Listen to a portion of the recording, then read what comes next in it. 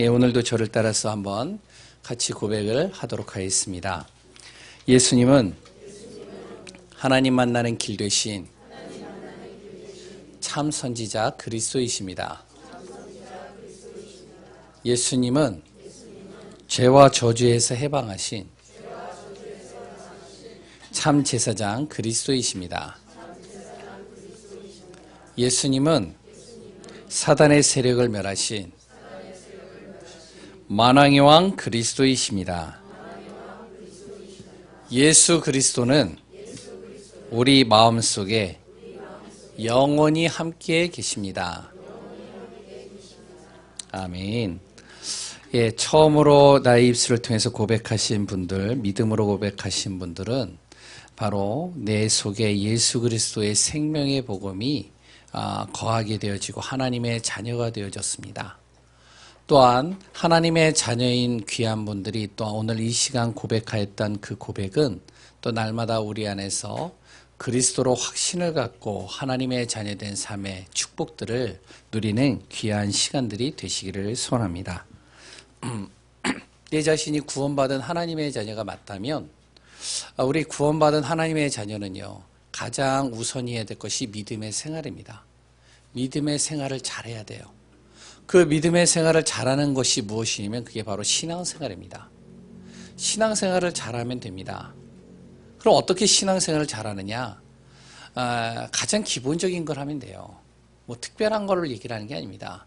구원받은 하나님의 자녀가 믿음의 생활 속에서 정말로 하나님의 귀한 축복의 비밀들을 누리는 방법, 신앙의 기본을 제대로 하나하나 세워가면 됩니다.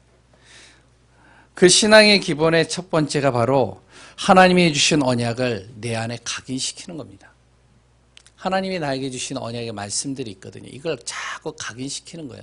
내 잘못된 각인 뿌리 체질을 바꾸는 방법, 하나님의 말씀으로 나를 각인시키는 겁니다. 나의 기준으로 모든 것을 생각하는 것들, 하나님의 말씀으로 나의 기준을 하나님의 기준으로 바꿔버리는 겁니다. 그래서 날마다 언약으로 나를 각인시키는 겁니다. 그리고 두 번째는요, 하나님의 언약을 붙잡고 깊은 기도 속으로 들어가는 거예요. 내 지식으로 얘기하는 게 아니라, 내 생각대로 얘기하는 게 아니라 하나님의 말씀을 가지고 기도 속으로 들어가는 겁니다. 문제와 사건과 일을 불평으로 삼는 것이 아니라 그것을 가지고 기도 속으로 들어가는 거예요. 하나님 바라보는 겁니다. 이게 신앙의 가장 기본이에요. 진짜 구원받은 하나님의 자녀가 맞고 하나님이 나의 인생의 주인이 맞다면. 그리고 세 번째는요, 나의 모든 삶이 하나님의 소원과 방향 맞추는 겁니다. 내 뜻대로 끌고 가는 것이 아니라 나를 하나님께 맞추는 거예요. 그러면 어떻게 되어지냐? 나는 이해가 안 되는데 하나님의 인도를 따라서 하나님의 소원의 방향 맞춰가는데 그것이 더 완벽하다는 것을 깨닫게 되어집니다. 이 세 가지는요, 목회자나 중직자나 그리고 또한 전도자, 렘넌트들 누구나 해당되어지는 상황입니다. 목회자라고 이거를요, 소홀히 할 수 없는 거예요. 저도 구원받은 하나님의 자녀 맞다면 저도 날마다 언약으로 나를 각인시키고요. 그랬던 깊은 기도 속으로 들어가고요. 하나님의 소원이 무엇일지를 항상 내 자신이 생각하고 방향 맞추는 겁니다. 오늘도 강단에 말씀을 가지고 섰죠. 말씀을 가지고 서는데 이것을 내 지식으로 얘기하는 것이 아니라 과연 하나님의 소원이 무엇일까? 이 말씀을 통해서 하나님이 우리 모든 성도들에게 또한 렘넌트들에게 나에게 주시고자 하는 메시지가 뭘까를 항상 생각을 하는 거예요. 구원받은 하나님의 자녀가요, 신앙의 기본을 놓치게 되어지면 어떻게 되지냐? 그러면 창세기 3장의 문제는 내 문제가 되는 겁니다. 예전에 몇천 년 전의 과거의 문제가 아니라 나의 문제가 돼버려요. 신앙의 기본을 놓쳐버리면요. 하나님 떠난 삶을 살게 되고요. 그리고 어떻게 되죠? 그리고 삶 자체는 저주와 재앙이 계속되는 겁니다. 삶이 굉장히 고달픈 거예요. 힘든 거예요. 고통인 거예요. 진짜 답답한 겁니다. 결국은요, 멸망의 길로 계속하는 것이죠. 왜 자꾸만 불신앙이 들어오죠? 불순종하게 되어지죠. 자꾸 말씀과 다른 삶을 살게 되어지죠. 창세기 3장의 문제가 나의 문제가 되어버리는 겁니다. 또한 이 뒤에 보이지 않는 악한 영, 바로 사단에게 계속 속는 거예요. 감정으로 속고요. 말에 속고요. 그랬던 여러 가지 상황과 환경으로 속아버리는 거예요. 그럼 어떻게 되어지죠? 사단은 이간질하는 자로서 자꾸만 틈을 만들고요. 분리시키고요. 원네스가 되지 못하게 만들고요. 자꾸 막 무너뜨리는 겁니다. 결국엔요. 너도 죽고 나도 죽고 다 죽어버리는 거예요. 반대로요. 신앙의 기본을 갖추면 어떻게 되어질까요? 재앙과 저주와 사단의 속임수가 나를 멸망으로 끌고 갈 수 없는 거예요. 아무리 사단이 나를 재앙과 저주를 가져다 주고 문제를 가져다 주는 것 같은데 그것이 나를 멸망으로 끌고 갈 수가 없게 만드는 거예요. 그리고요, 결국에는 승리, 축복 속으로 나를 움직여가는 겁니다. 이게 지난주에 봤던 창세기 5장의 내용입니다. 또 오늘 창세기 6장의 내용이 바로 이 내용입니다. 절대 우리가 속지 말아야 될 것, 보여지는 것에 속지 말고요. 하나님의 주신 언약의 비밀인 그리스도로 승리하는 귀한 분들 되시기를 소원합니다. 오늘 본문은 창세기 6장이죠. 6장은 잘 알고 있듯이요. 방주 얘기가 나옵니다. 하나님께서 노아를 통해서 방주의 언약을 전달하는 내용이 바로 창세기 6장입니다. 그러면서 본격적으로 22절부터 그 방주를 만들기 시작하는 것이죠. 왜 방주를 만들어야 하는지, 오늘 이 언약이 왜 중요한지, 방주의 언약이요. 메시지를 통해서 답을 얻고 응답받는 귀한 분들 되시기를 소원합니다. 첫 번째입니다. 창세기 6장 시대는요, 영적으로 혼란한 시대였어요. 지난주에 우리가 같이 봤죠. 창세기 5장의 내용이요. 아담을 통해서 이 언약의 한이 후대들에게 전달되어졌습니다. 누구까지요? 무드셀라, 라멕까지 전달됐어요. 그때까지 아담이 살아있었어요. 계속 언약의 한, 언약을 계속 전달한 겁니다. 이제 아담이 죽고 나자 그래 또한 언약이 점점 창세기 6장에 이르러서 언약이 제대로 전달되지 않는 겁니다. 전달해도 이게요 다가오질 않는 거예요. 제대로 전달되지 못하자 어떻게 되냐면 에베소서 2장 2절의 말씀대로 사람들이 세상의 풍속을 따라가는 겁니다. 공중권세 잡은 자 악한 영에 의해서요 세상의 풍속을 따르고요. 그래 또한 어떻게 되어지면 세상 속에서 기쁨을 찾고 사단이 만든 함정과 틀과 올무에 완전히 갇혀버린 겁니다. 영적으로 혼란한 시대가 된 거예요. 오늘 창세기 6장의 내용은요, 우리의 이성적인 머리를 가지고 이해를 하면 안 됩니다. 오늘 내용은요, 영적인 비밀이 담겨져 있어요. 그래서 믿음으로 바라봐야 됩니다. 문자대로 보면 안 됩니다. 이 안에 담겨져 있는 언약의 비밀을 우리가 발견해야 돼요. 창세기 1장 2절, 바로 하나님의 영적인 이 비밀 언약을 내가 놓치고 바라보고 그리웠던 그 속에서 가게 되면 흑암과 혼돈 공허 속에 빠지게 되고요. 그리고 세상의 기준으로 볼 수밖에 없게 됩니다. 결국 하나님을 모르는 시대가 되어버리는 것이죠. 오늘 본문을 잘 읽어보면요, 세상은 세상이 아름다움에 빠져버린 시대가 되었다고 설명을 하고 있습니다. 1절 2절에 보면요, 우리가 읽어보면 이렇게 나오죠. 사람이 땅에 번성하기 시작할 때 그들에게서 딸들이 나니 하나님의 아들들이 사람의 딸들의 아름다움을 보고 자기들이 좋아하는 모든 여자를 아내로 삼는지라, 이렇게 나오죠. 여기서 사람의 딸들은 누굴까요? 바로 아담 이후에 태어난 자녀들입니다. 그럼 여기 하나님의 아들들은 누굴까요? 이게 바로 타락한 천사를 얘기를 합니다. 타락한 천사가요, 사람들의 마음속으로 들어가 버리는 거예요. 그러니까 어떻게 되죠? 영적인 언약 놓친 가인과 후손들은요, 사단이 쳐놓은 눈을 즐겁게 하고 귀와 입을 즐겁게 하는 세상의 것에 빠져버리는 거예요. 하나님의 언약이 없어져 버리는 거예요. 결국 어떻게 되죠? 여기 안에서 세상의 것에서의 행복과 기쁨을 찾는 겁니다. 그 안에서 기쁨과 행복을 찾다 보니까 능력이 우선이 되는 거예요. 외모가 우선되는 거예요. 그래 또한 뭔가 배경이 우선되는 겁니다. 그걸 만들기 위해서 몸부림치는 것이죠. 그래서 창세기 5장에 보면요, 굉장히 행위를 강조하는 내용들이 많이 나오죠. 창세기 4장에 보면요.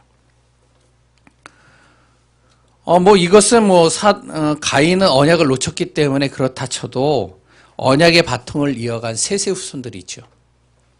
이 세세의 후손들도 하나님보다, 하나님의 말씀보다 세상의 아름다움에 빠져버리는 거예요. 여기에 완전히 자신의 모든 방향이 거기에 빠져버리게 되는 겁니다. 어떻게 해요? 언약 놓치는 순간 능력 보는 거예요. 배경 보는 겁니다. 그리고 또한 외모를 보는 거예요. 그 사람의 말, 그 사람의 매너를 보고선 움직이는 겁니다. 그러니까 많은 사람들이 여기에 빠져가지고 무너지는 거예요. 이게 창세기 6장의 내용이었다니까요. 지금도 똑같잖아요. 많은 렘넌트들이요, 언약하고 진짜 난 언약의 증인이요, 정말로 목사님의 오른팔 왼팔 그랬던 전도자의 인생을 걸어가겠다라고 하는데 결국에는 결혼의 때가 되거나 사회로 진출하게 되면 무엇을 따라가죠? 능력 따라가는 거예요. 능력을 우선으로 보는 겁니다. 아, 나는 언약 가진 남자와 언약 가진 자매와 결혼할 거야. 얘기는 하는데 이렇게 중매를 서거나 아니면 연애를 하거나 이렇게 보면요, 거의 다 그 사람의 능력 바라봐요. 그 사람의 외모 바라봅니다. 그 사람의 매너를 바라봐요. 그 사람의 말에 의해서 움직여집니다. 말을 굉장히 잘하고 굉장히 멋지게 얘기를 하면 거기에 빠져버리는 거예요. 그 사람의 모습을 보고 따라갑니다. 야, 진짜 멋있다. 야, 진짜 아름답다. 저런 사람과 내가 같이 살면 좋겠다. 이게 바로요, 셋의 후손들이 언약을 놓치면서 이 속으로 다 빠져들어가는 겁니다. 어떻게 되죠? 세상의 아름다움에 빠진 그것은 큰 문제가 되지는 않아요. 근데요, 이것에 집중하고 모든 관심을 여기에 빠져들어가다 보니까 진짜 중요한 걸 놓쳐버린 겁니다. 그게 언약입니다. 진짜 중요한 영적인 언약을 놓쳐버리는 거예요. 이렇게 되다 보니까요, 어떻게 하면 영적으로 무지한 시대가 돼버리는 거예요. 지금도 똑같습니다. 영적으로 무지해져 버리는 거예요. 하나님과 함께하는 영적 비밀은 관심도 없어요. 육신행적인 것이 완전히 마음과 생각을 빼앗아가 버린 겁니다. 그러니까 말에 의해서 자꾸만 흔들리는 거예요. 그 사람의 도덕 윤리를 가지고 보는 겁니다. 어떻게 보죠? 지금도 이제 뭐 여러 가지 신문에 이렇게 나타나는 것들이 몇 가지가 있는데요. 목회자의 윤리와 도덕을 가지고 보는 거예요. 그러면서, 야, 목회자가 저러면 안 되지. 옷을 왜 저렇게 입어? 아, 목사님은 매일같이 옷에 신경을 많이 쓰는 것 같아. 맨날 옷이 바뀌니까. 야, 뭐 목사님 돈도 많네. 이런 식으로요. 그러니까 옛날에 한경지 목사님처럼 목사님은 절해야 되는데, 왜? 한경지 목사님의 옷이 한 벌이었거든요. 그랬더니 신발은 고무신 신고 다녀요. 야, 목사님은 절해야 돼. 목사님이 무슨 외제차야. 물론요, 너무 심하면 문제가 되겠죠. 그거는 뭐를 바라보는 거죠? 그 속에 담겨져 있는 언약의 말씀은 관심도 없어요. 외형적인 걸 보는 겁니다. 그래서 판단의 기준으로 보는 겁니다. 영적인 게 무지해져 버렸어요. 말씀은 온데간데 없고 일주일 동안 말씀은 하나도 없고 뭐만 바라보느냐? 외형적인 것만 가지고선 사람을 평가하고 판단하고 그것을 가지고 기준으로 보는 겁니다. 이게 창세기 6장의 모습이었어요. 그러다 보니까 어떻게 해죠? 보여지는 모습과 문제는 신경을 많이 써요. 목회자도요, 신경을 많이 쓰는 겁니다. 그러다 보니까 옷도요, 굉장히 혹시 이걸 통해서 시험 들지 않을까? 머리도요, 굉장히 여러 가지를 또 단정하게 신경 쓰는 거예요. 그리고요, 또한 그것을 또 바라보고요. 영적으로 병들어가는 것은 무감각한 겁니다. 그러니까 목회자들, 많은 전도자들이요, 영적인 메시지는 전달하지 않고요, 사람에게 기쁨이 되어지고 사람에게 좋아할 말들을 골라서 설교를 하고요, 메시지를 던지는 겁니다. 또 그거를 또 받아들이고요. 그러니까 다 죽는 거예요. 창세기 6장이 그런 상태입니다. 영적인 메시지, 영적인 비밀들은 하나도 없어요. 모든 여자가, 모든 사람들이 다 거기에 빠져버린 거예요. 왜? 이 사단이요, 그 사람의 마음속으로 들어가서 사람들을 영적으로 무지하게 만들어버린 거예요. 이걸 뭐라고 그러는지 아세요? 이걸 바로 창세기 6장에서 말하고 있는 네피림 시대라고 얘기를 하는 겁니다. 네피림이 뭔지 아세요? 하늘에서 떨어지다란 뜻이에요. 무엇이 떨어졌느냐? 사단이 하늘에서 떨어진 겁니다. 그래서는 어떻게 해요? 사람의 마음을 파고 들어간 겁니다. 이 사단이요, 창세기 3장처럼 하나님을 알지 못하도록 계속 육신적인 것을 가지고 공격하는 겁니다. 세상의 지식, 세상의 외모, 세상의 물질, 세상의 감각을 가지고 자꾸 속이는 거예요. 여기에 속다 보니까 타락한 시대가 되어버렸어요. 타락의 뜻이 무엇인지 아세요? 타락의 뜻은요, 바르고 깨끗하게 살지 못한 것이 타락이라고 얘기를 하지 않습니다. 타락은요, 하나님의 형상으로 창조된 사람이 영적인 비밀과 언약을 버린 것을 타락이라고 그러는 거예요. 하나님이 아닌 다른 것으로 행복과 기쁨을 찾는 것이죠. 이것이 바로 창세기 6장의 시대가 바로 이런 시대였던 겁니다. 지금과 다를 것이 없는 시대가 되어버려 갖고 있어요. 그러니까 많은 큰 교회들이요, 문을 닫고요, 분지박살나고요, 기독교인들이요, 많은 불신자들이 기독교를 보면서 여러 가지 말들을 하는 겁니다. 교회 또한 노숙자들이나 많은 사람들이 오면 무엇을 구제를 해달라고 그러는 거예요. 돈 도와달라는 거예요. 도와줄 수 있죠.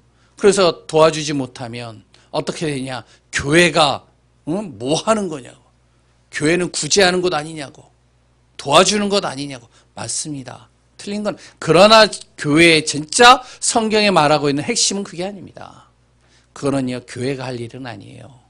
누구나 사람이라면 당연히 해야 될 일이에요. 기본적으로 해야 될 일입니다. 그걸 꼭 교회만 하는 건 아닙니다. 진짜 교회가 해야 될 것은 영적인 비밀을 제대로 전달하는 거예요. 복음을 제대로 전달해서 영적으로 타락 속으로 들어가지 못하도록 막는 것이 교회입니다. 지금 시대도 이런 시대로 가고 있어요. 사단은 계속 하나님을 믿지 못하도록 사람들의 마음을 파고들었어요. 하나님보다 더 좋은 것이 있다라고 속이는 겁니다. 그래서 만들어진 것이요, 뉴에이지와 그리고 또한 프리메이슨과 같은 사단의 영으로 충만한 사람들이 만든 3단체들이 나오는 겁니다. 그러니까 어떻게 해요? 3단체들이에요. 이렇게 얘기를 하는 거예요. 지금 교회는 교회가 아니다. 교회를 다 이 땅에서 사라지게 만들어야 된다. 신천지가 들고 나오는 게 이런 거잖아요. 지금 교회가 교회의 역할을 못한다. 그러니까 이 교회를 완전히 다시 바꿔야 된다.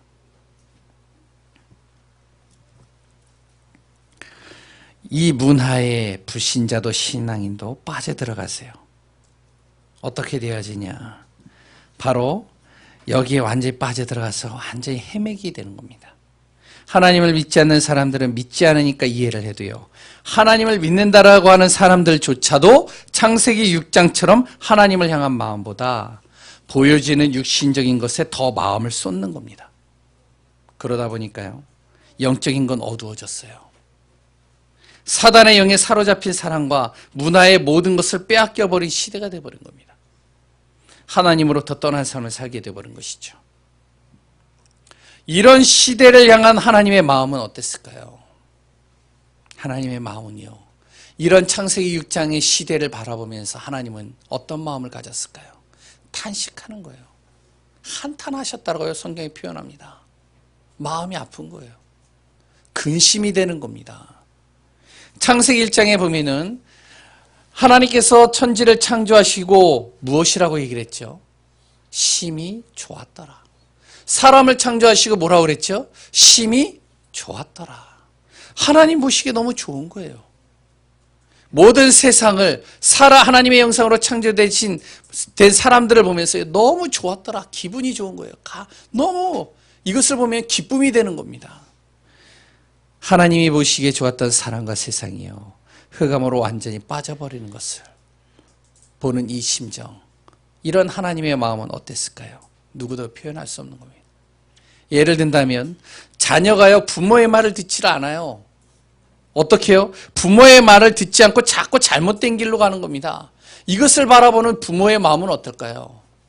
가슴이 아프겠죠. 저러다가 반드시 잘못된 길로 가는데 아무리 얘기를 해도 안 듣는 거예요. 그러니까 마음이 아프겠죠. 이 심정보다 더하다는 겁니다. 하나님의 마음의 심정은요.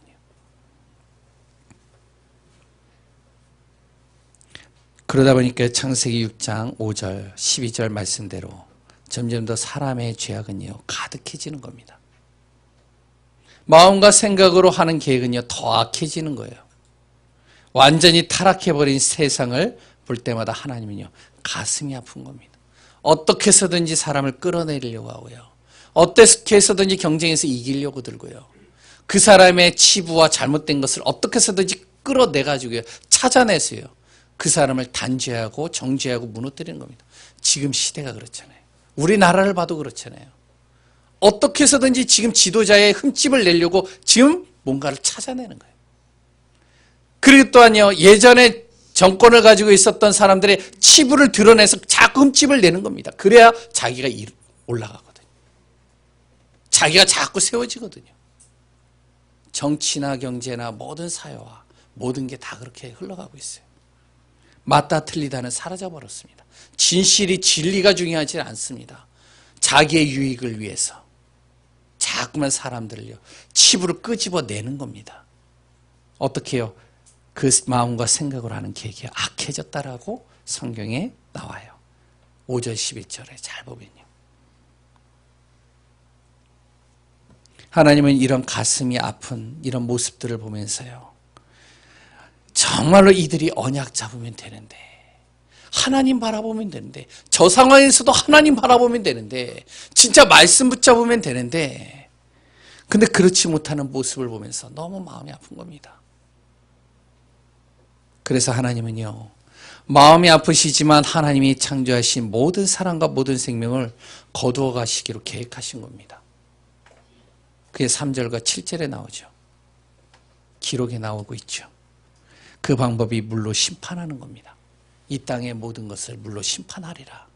사단으로 인해서 그 마음과 생각과 영혼을 완전히 빼앗겨 버려가지고 흑암과 어둠 속으로 들어가는 이 세상. 재앙과 저주가 끊임없이 나가고 있는 이 세상.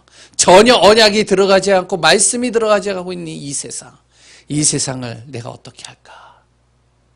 이 모든 세상을 내가 만들었으니까 다시 걷어가리라.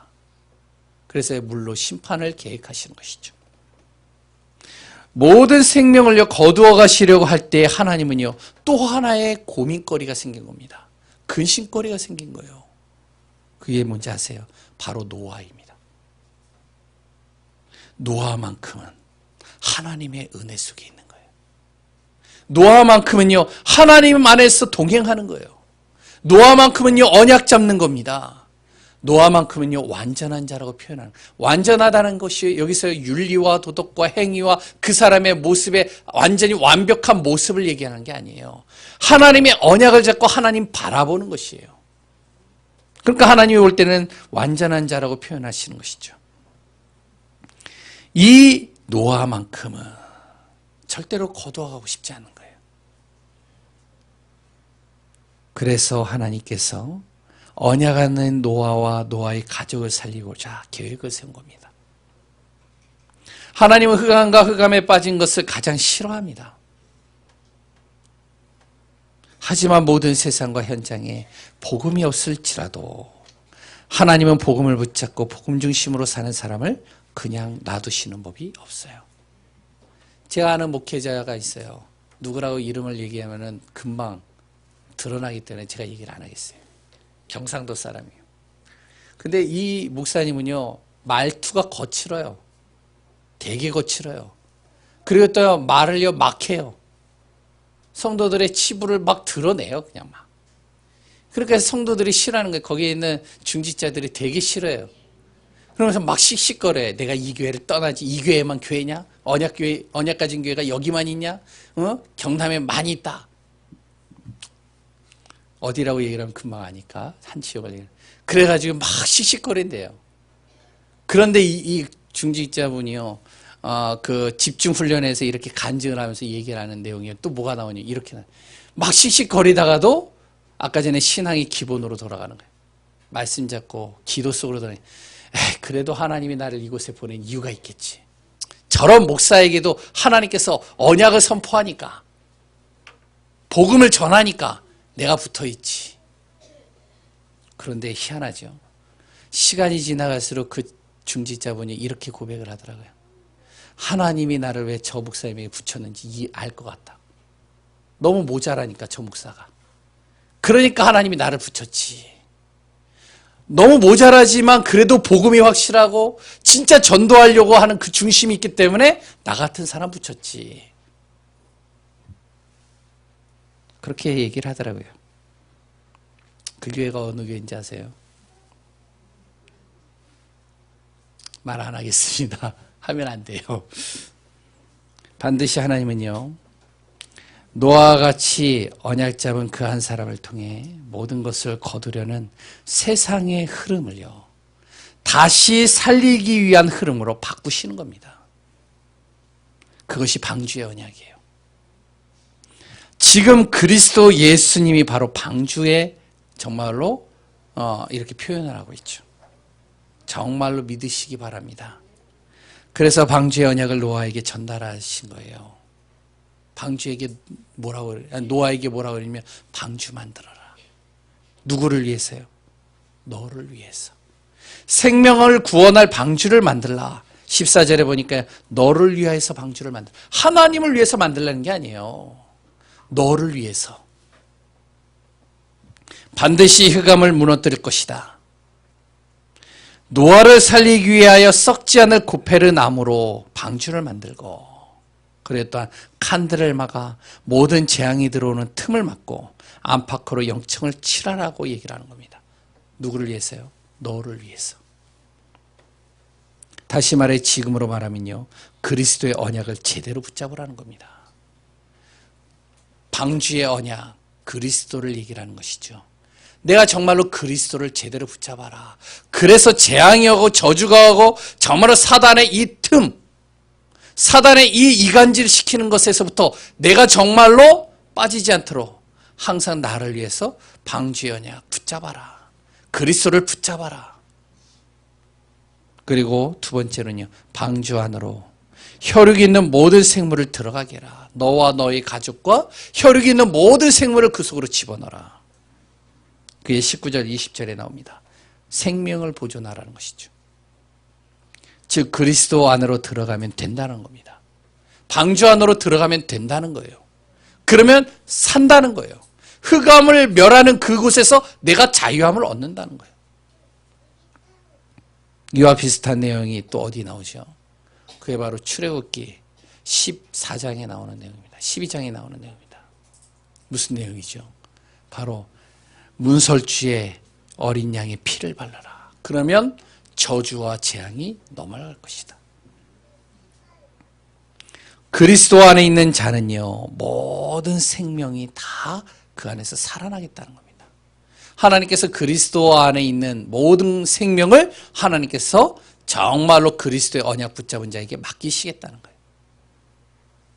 우리 주의 현장, 그랬던 가정을 하나님은 그리스도 안에 있는, 그랬던 그리스도의 언약을 붙잡은 자들에게 맡기시겠다는 겁니다.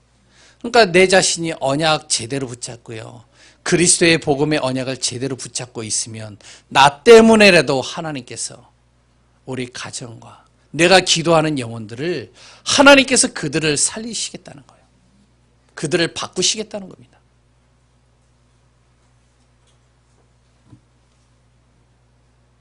그래서 그리스도 안에 들어오게 하시기를 하나님이 원하신다는 것이죠. 22절에요. 노아는 하나님이 명하신 방주 언약을 다 준행하였더라 라고 나옵니다. 이 방주는요, 그리스도를 말합니다. 방주 안으로 들어오면 사는 겁니다. 재앙과 저주를 피하는 거예요. 방주 밖은 결국 멸망입니다. 우리는 그리스도 운동을 해야 됩니다. 그리스도의 이 복음을 전달해야 됩니다. 이것이 바로 살 길입니다. 하나님은요, 우리에게 원하시는 건 한 가지입니다. 언약 잡으라는 거예요. 그리스도의 언약을 붙잡고 그 속으로 들어오라는 겁니다. 하나님은요, 능력 있는 사람을 통해서 하시지 않습니다. 하나님은요, 지식이 뛰어난 사람을 통해서 하시는 게 아닙니다. 하나님의 배경이 좋은 사람을 통해서 하는 것이 아닙니다. 많은 달란트를 가진 사람을 통해서 하시는 게 아니에요. 하나님은 어떤 사람이요? 정말로 그리스도의 언약 잡은 사람을 통해서 하는 거예요. 그러니까 지금 많은 세상에 많은 사람들이 참 바보 같아요. 언약 잡은 사람을 몰라봐요. 우리 교회도 있잖아요. 언약 잡은 총각, 그리고 또 언약 잡은 처녀들 있잖아요. 몰라봐요. 왜? 세상의 능력, 세상의 기준, 세상의 외모, 세상의 것들로 가려져 있거든요.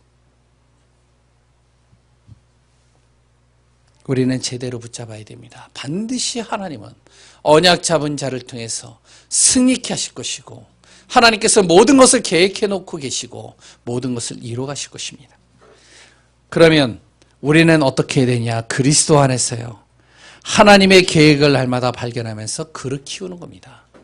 지금 내가 해야 될 일이 그릇 키워가는 거예요. 우리의 교회가요, 언약 잡은 교회예요. 복음 전하는 교회예요. 복음의 언약을 중심으로 모인 성도님들이기 때문에 우리는 무엇을 하면 되느냐? 그릇 키워가는 겁니다. 우리 교회를 향한 하나님의 계획을 발견하고요, 그에 맞는 교회의 그릇을 키워가는 겁니다. 외형적인 것을 얘기를 하는 게 아닙니다. 그 첫 번째가 임마누엘의 시간을 자꾸 만들어야 돼요. 하나님과 함께하는 시간들을 만들어야 돼요. 하나님이 내 안에 계시는데요. 예, 맞아요. 하나님이 나와 함께 하십니다. 날마다 하나님이 나와 함께 하시고 나는 임마누엘의 축복 속에 있습니다. 근데 이 임마누엘의 축복을 날마다 내가 누리는 삶이 돼야 돼요. 그게 뭐죠? 자꾸 말씀의 언약을 붙잡고 기도 속으로 들어가는 시간을 만들어야 됩니다. 그리고 두 번째는요, 치유할 수 있는 시스템을 만들어야 됩니다. 나의 영적으로 병들어 있는 부분들, 나를 만나는 영적으로 병들어 있는 사람들, 그리고 또 육신적으로 병들어 있는 사람들을 치유할 수 있는 시스템을 만들어야 돼요.